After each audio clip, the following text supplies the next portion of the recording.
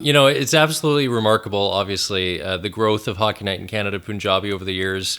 You mentioned 13 seasons now, really touching stories about, grandmothers coming up to you at community events saying, you've connected me to my grandkids, things like that. Like, do you really reflect on frequently at how much of a cultural impact you and the show has had? Yeah, it's pretty incredible. I think, initially when this was first brought up as an idea, I don't think anybody could have imagined what sort of impact we would have had. And it's just tremendous in terms of, like you mentioned, bringing families together, grandparents who have immigrated here from different countries, and they are able to become fans of the game through our show.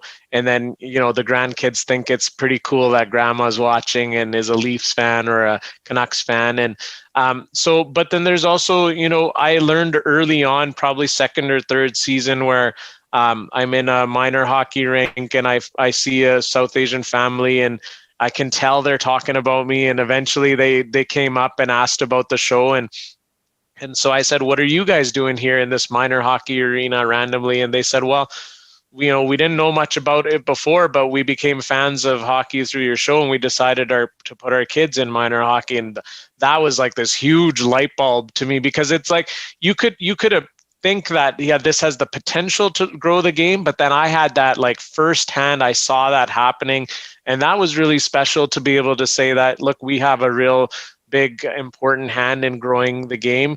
And then now more recently, just with what's gone on in the world, I've come to realize how much the show has been important in the realm of representation. Like, if I really think about it, like myself, my colleague Randeep Janda, who's a Sportsnet 650 radio host now in Vancouver, another colleague who's a producer there, and just all of us probably wouldn't have had a shot on mainstream sports radio and TV, but we got our foot in the door with Hockey Night Punjabi, and it gave us this platform, and we've been able to prove ourselves over all these years. And so representation, I just, like, my kids are young. They're 5-year-old daughter, 3-year-old son. And I remember when I was told in my childhood that no one looked like me on TV, but thankfully through our show, they have examples. It's normal for them to see, Punjabi people, South Asian people on TV, to hear that language,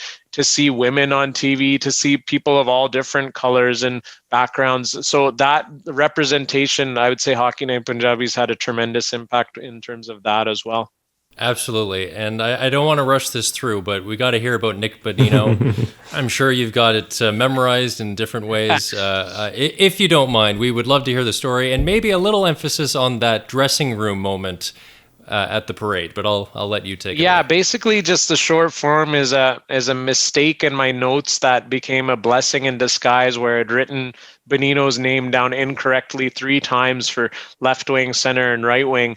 And that's kind of what led to those Benino calls that went viral, where the adrenaline's pumping and that's in your mind. And then fast forward to being invited to Pittsburgh for their Stanley Cup parade, being on stage in front of 400,000 people. It really proved to me the power of sport in terms of its power to unite.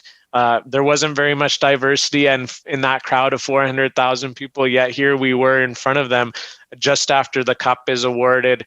And then that moment of, the players didn't know that we were going to be there, and we didn't know that we were such a big deal in terms of the team, the players, the city, but it was like this cult following in Pittsburgh. And to be able to surprise the players when they were in the dressing room, and to walk in, and it's a quiet dressing room, they're lacing up their skates, getting ready for a team picture with the Stanley Cup, and to walk in and do the Bonino call with the cameras rolling, and such a special moment. And Sidney Crosby and Marc-Andre Fleury and Nick Bonino, of course, all coming up and everybody cheering. It was like we were a part of their team's cup celebrations. I remember the coach shaking my hand vigorously and saying that you guys were, Mike Sullivan with his big booming deep voice, you guys were a part of our cup run. And they were playing our goal calls to the players to amp them up, because we had called 3 rounds of the Stanley Cup playoffs of Pittsburgh Penguins hockey. There was no Canadian teams in the playoffs that year,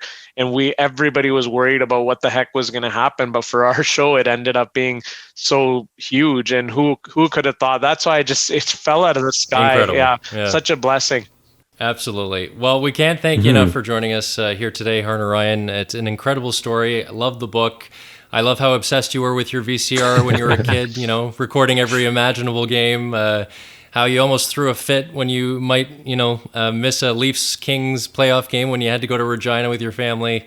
But you really went to work. Like, it's incredible the amount of work you've put in to make it this far, and it's nice to see someone like that get rewarded. So really appreciate your time, and I can't recommend the book enough to everyone watching and listening. So thanks again. Thank you, Mike and Aaron. I really appreciate you guys reading it, enjoying it, and the kind words.